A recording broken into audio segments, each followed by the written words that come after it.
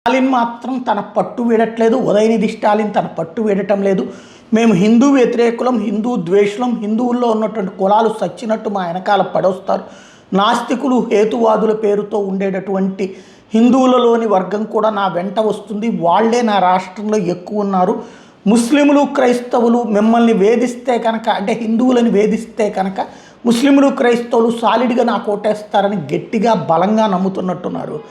తాజాగా ఏదైతే మదురైలోని త్రిపురం కుండ్రం కొండ మీద ఉన్న పురాతన దీపస్తంభం దగ్గర కార్తీక దీపం వెలిగించడానికి 2025 డిసెంబర్లో మద్రాసు హైకోర్టు న్యాయమూర్తి జస్టిస్ బిఆర్ స్వామినాథన్ ఇచ్చినటువంటి తీర్పుని ఆపివేస్తూ దాని మీద అప్పీలుకి వెళ్ళినటువంటి సందర్భంలో హైకోర్టు డివిజన్ బెంచ్ కూడా, మద్రాసు హైకోర్టు డివిజన్ బెంచ్ ఆ తీర్పుని సమర్థించింది. దీంతో ఇప్పుడు దాని మీద మళ్ళీ సుప్రీంకోర్టుకు వెళ్తాడట.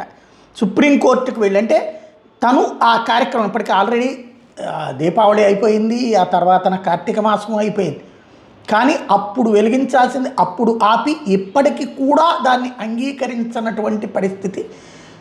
సింగిల్ జడ్జి గారు చెప్పారు, డివిజన్ బెంచ్ చెప్పింది, అయినా సరే సుప్రీంకోర్టుకి వెళ్ళి మేము ఆపుతాం అన్నటువంటి రూట్లో, అంటే హిందువులని వాళ్ళ పండగ వాళ్ళని చేసుకొనివ్వకుండా ఉంటే ముస్లింలు క్రైస్తవులు ఓట్లేస్తారని ఒక విచిత్రమైన రాక్షస ఆలోచన, రాక్షసానందం ఏంటో అర్థం కాలేదు. ముస్లింలు క్రైస్తవులు కూడా ఈ విధానాన్ని తప్పుబట్టి తీరాల, లేకపోతే కనుక భవిష్యత్తులో వాళ్ళ కార్యక్రమాలను అడ్డుకునే మరొక రాక్షసుడు వస్తే కనుక ప్రమాదం కదా.